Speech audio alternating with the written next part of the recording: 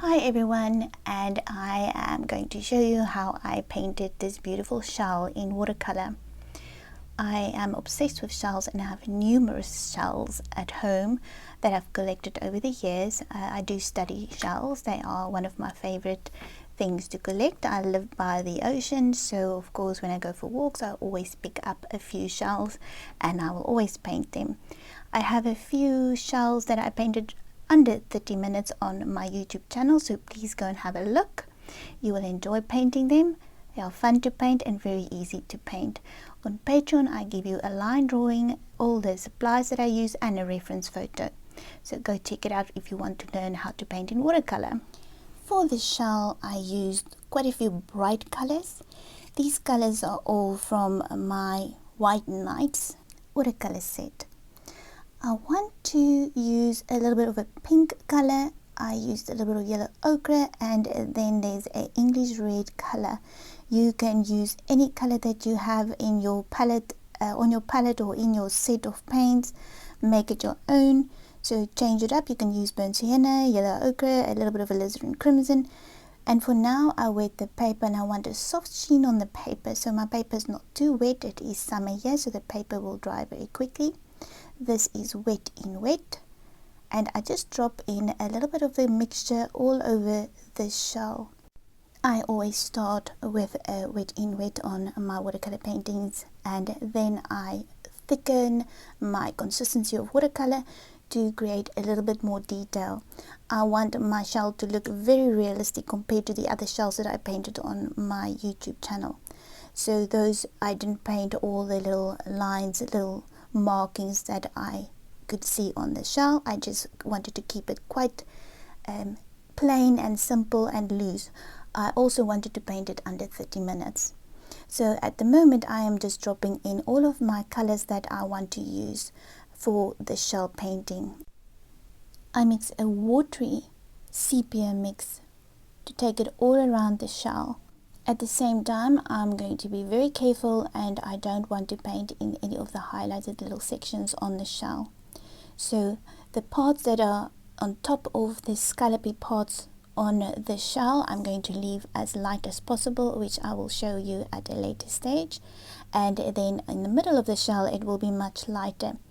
The paper is dry now, and I just mixed a dark consistency or a thick consistency of watercolor with sepia, the red, English red, a little bit of yellow ochre. So it's quite a few mixtures that I have there on my palette, and I just move around to change the color up and to keep it interesting. So what I want to do is I want the shell to look realistic, but not photorealistic. So I'm just taking the colors that I can see, and I try to get as close as possible to what I can see on the reference photo. And in certain sections I just darken the little scallopy sections. I would say it's not straight lines, so I keep the shell, the sections that I paint very scallopy, I would say, very wiggly, because I want it to look realistic. So you will see that there are little deckled edges, I would say. I'm not sure exactly what you will call that, but I want to keep them as realistic as possible. So I again want to create those fan shape markings on the shell that I can see, and I will move around, make sure each section is dry before I go back to the next section, so the consistency is much thicker. And you will notice that when I get to this part of the shell, it is a lot narrower, so the little lines are much closer together compared to the bottom where I'm painting right now. There's a little bit more of a gap. This will make sure that the paint or the shell looks a little bit more realistic. And now I have a much thicker consistency, the sepia mixture, and I want to create all of those little markings that I can see on the shell. So I try to keep the middle between the lines as light as possible. That will show that the shell has like a scallopy part on it, so it will go higher up. So I try not to paint too much onto the top part of the shell. And I'm just darkening little sections with a thicker consistency. I move around and wait for each section to dry completely before I paint over the next section. If it's very cold and wet in your area, just use a hairdryer. That will speed up the process instead of waiting for your whole painting to dry. Again, I'm just darkening these little sections around the edge of the shell, and you will see what I'm doing right now. It will just create that little 3D look on the shell to make it look a lot more realistic. So I'm just darkening this little section with a very watery sepia mixture, and then I just pick up water and I soften these little markings. Again, I just darken the sides of the shell, and that will create a more realistic shell. And for this, the mixture is very watery. I will just pick up clean water with my brush and just soften all of those little hard lines, then dab it up with my tissue paper. I want to leave the middle of the shell as light as possible, so you will see that I don't take this color everywhere.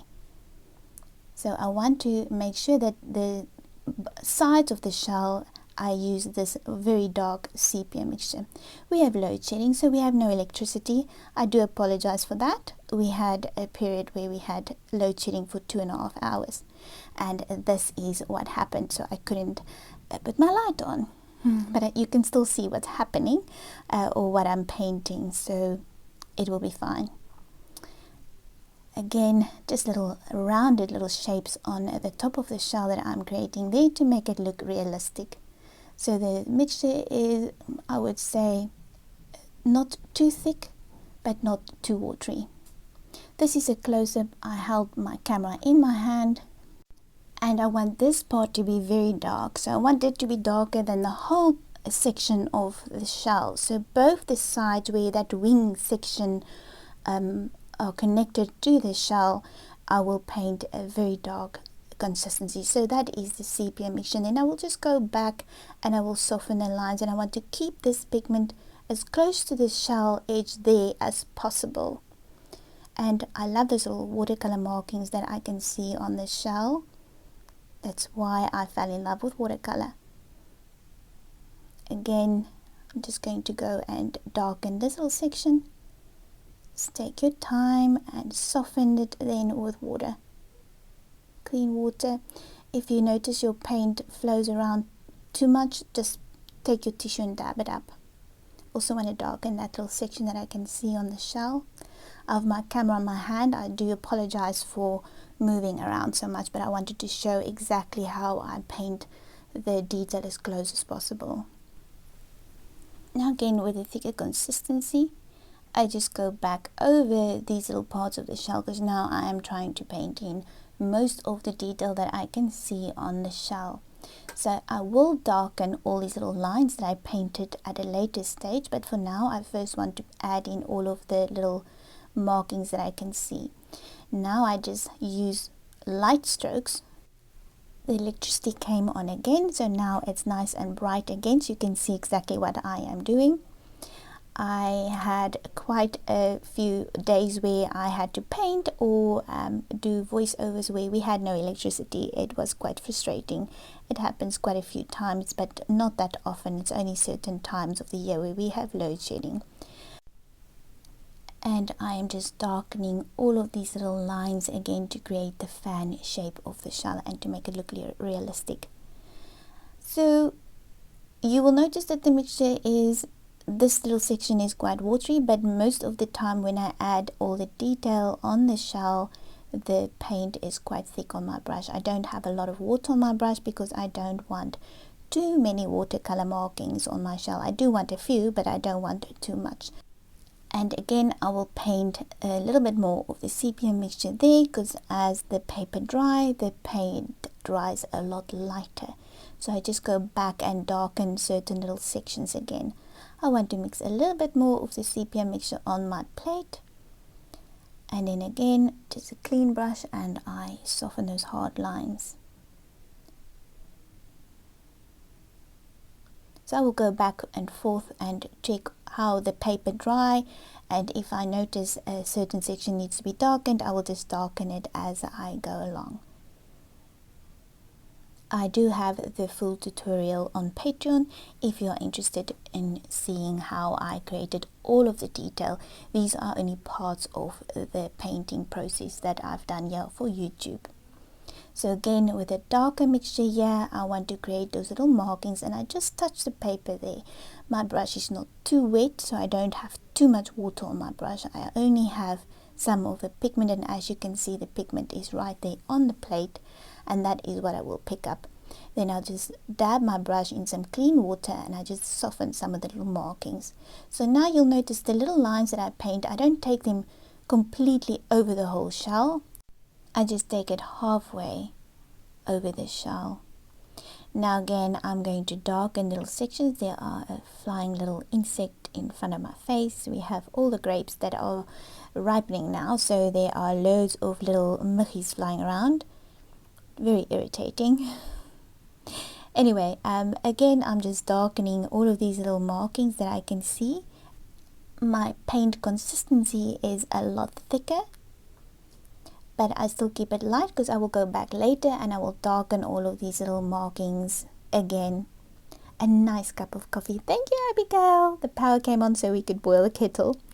Again, I'm just going all over these little parts of the shell, and then I'm just darken it. I want to create as much of the detail that I can see, but it's not a train smash. If you don't want to paint any of that in, you can keep it as simple as possible. You don't have to paint in all of the detail that I am painting in. If you want to keep your shell a little bit more loose or a little bit with a lot less detail, you can do that too. Make it your own. Paint what you can or what you want to see. You don't have to paint what I paint. I'm just showing you how I created this shell in watercolor.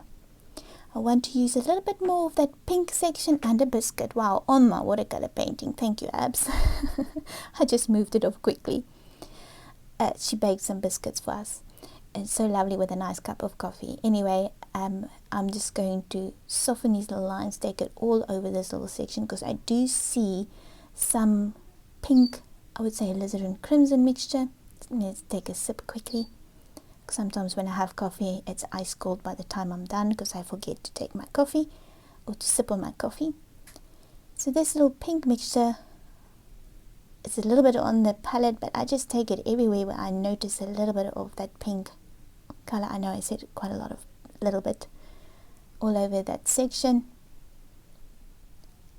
but you do want to keep it as light as possible, and you don't want to darken it too quickly. I prefer to go back at a later stage to darken all of the sections again, because it's very difficult for me to remove the paint, especially where I've added in all of the detail already. So I want to keep it as light as possible, and I'd rather go back, even though it takes a lot longer, I would rather go back and add the detail in again at a later stage.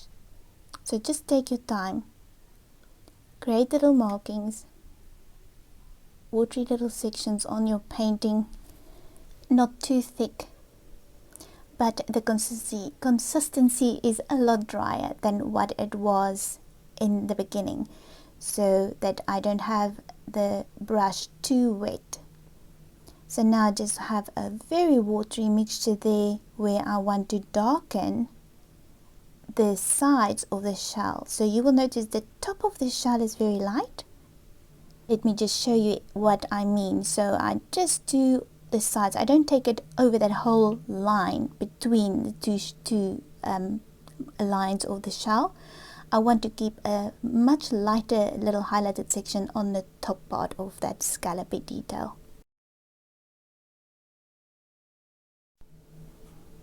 And this mixture is much watery compared to the mixture that I use for the detail. So I use a very watery sepia mixture. As you can see, I will rather go back later again and darken it if I notice I need to darken it. So I pick up a little bit more of the sepia mixture, very watery as you can see. And I always have my tissue paper in my hand just in case I have to remove some of the excess pigment or paint that I have on my brush, so I can dab it up very quickly. And as you can see from the beginning of the painting, when we started painting, the shell already looks a lot more realistic. Over there it looked like a shell, but now that we've added in a little bit more detail, it just looks a little bit more realistic compared to what it did when we just started painting. So it's strange to think that this was a white piece of paper and now we've created a beautiful shell on paper. And I've actually framed my shell. It is in my lounge and I look at it each day. So you're welcome to frame your painting and have it in your house if it reminds you of the sea.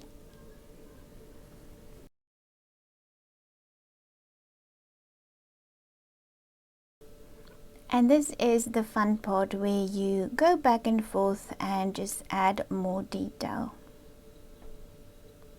So each little line is closer to the end of your painting.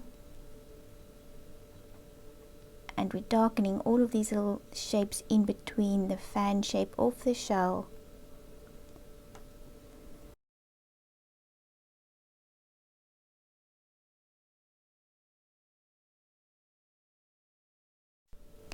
And you can take your big brush and just do a water wash all over the shell, but be careful not to remove most of the pigment. I will wait for the whole painting to dry completely before I do that, because it will remove most of the pigment if your painting is not dry completely.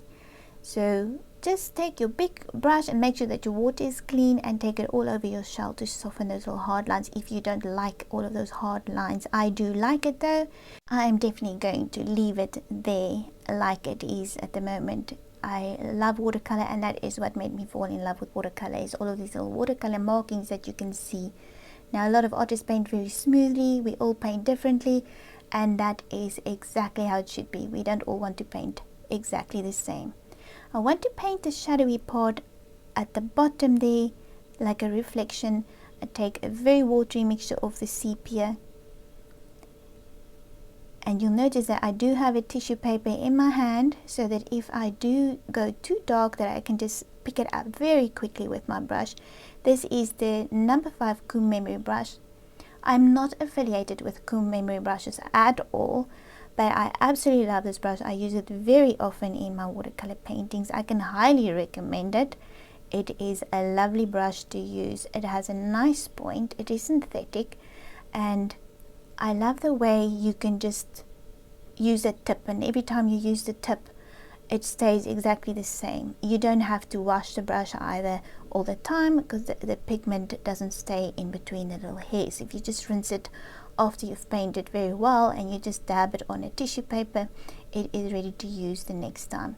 So again, just a very watery mixture. I used a little bit of the black that I have on my palette there, so I want to go slightly darker.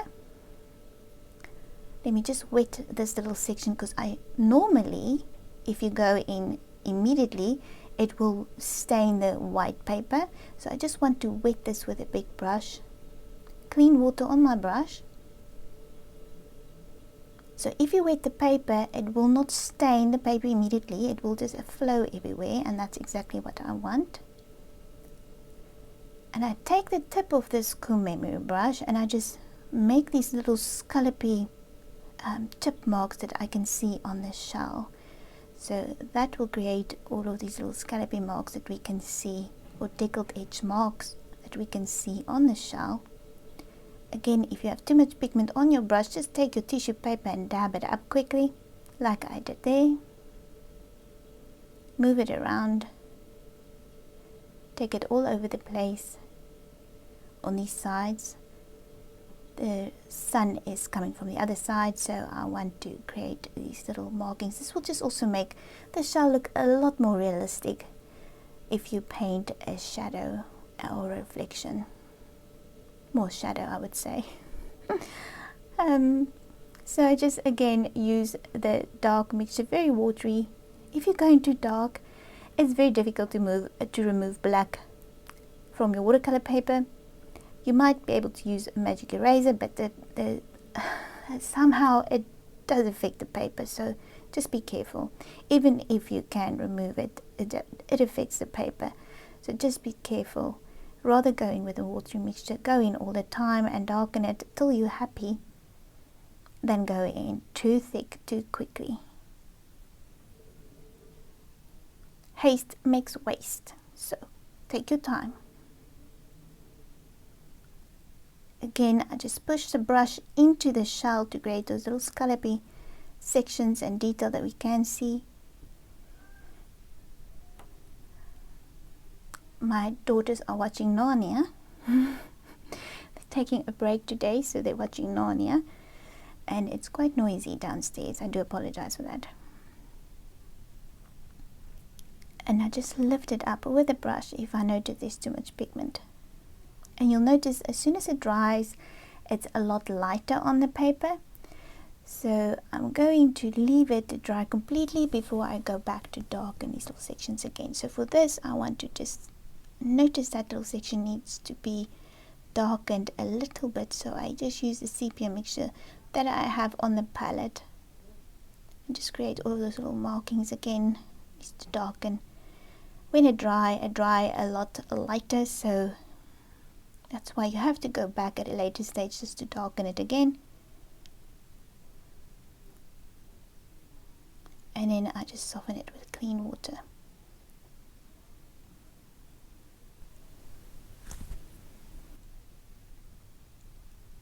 And as you can see, the pigment is very dry on my plate, so I just dip my brush in water just to activate it again. The lights on again. Wow.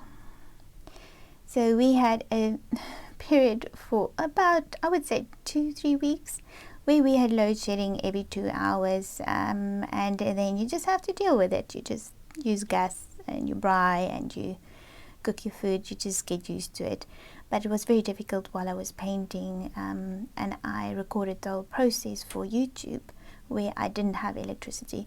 Luckily, I painted during the day, so it was light enough so that you can still see what I was doing on the paper.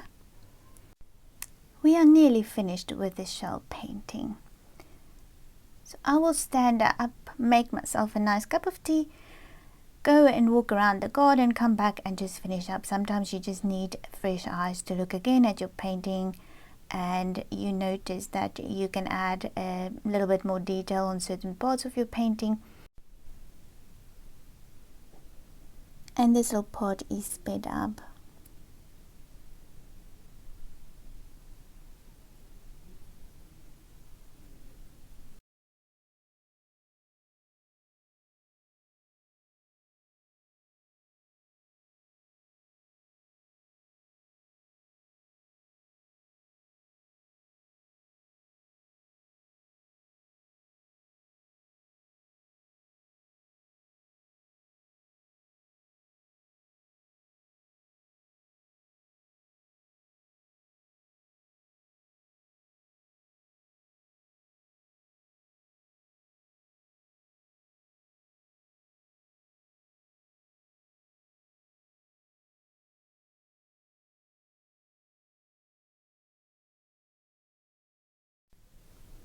For this painting, I used the Honey hot press watercolor paper. I've painted on it before, and I also discussed what I thought about the hot press paper compared to the cold press paper.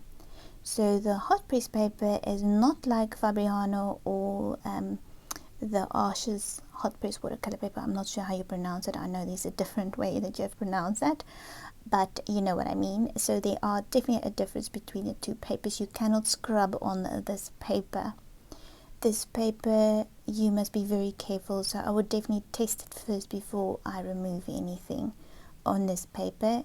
It's not the strongest paper. It is lovely to paint on though. It is very reasonably priced, so a lot of my students prefer this paper because it is very reasonable, especially if you practice in watercolor. So just take that little watery mixture up halfway over those little sections to create a 3D or realistic look.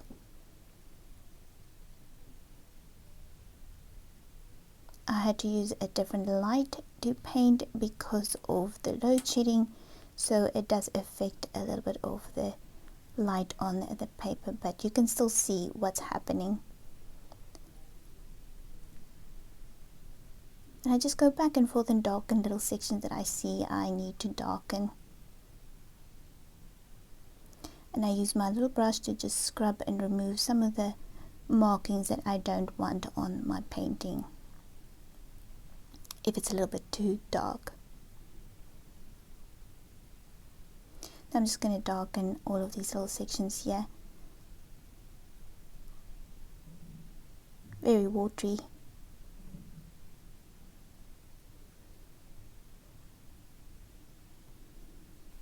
Make sure you have a tissue in your hand so you can just remove the excess pigment. And I want to soften that little line, so I just use my little scrubber brush, and I make sure that the water is very clean that I pick up now to remove some of the paint, because we don't want to create any weird markings on our painting.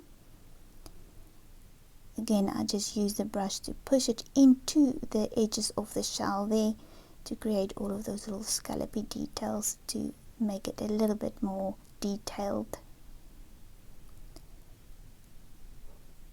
like I do there. And you can see it just makes such a difference to your painting by doing that. This definitely helps to make the painting look a little bit more realistic. I'm very close to the edge there, so the section right next to the shell is much darker than when it flows out on the paper. So make sure that you keep that little section much darker than the rest of this little shadow part that you paint. I still keep it very watery though. Certain sections I will use a little bit more of a darker mixture. And as you can see, it just creates such a difference to this painting. It makes it look so more realistic. And then go back with clean water and just soften those lines.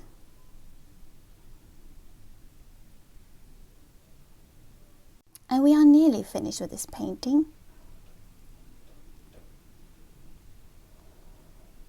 Again, just use my scrubber brush to soften those little hard lines that I painted. And this is just a normal flat brush that you can buy from any art store. And here's the finished painting.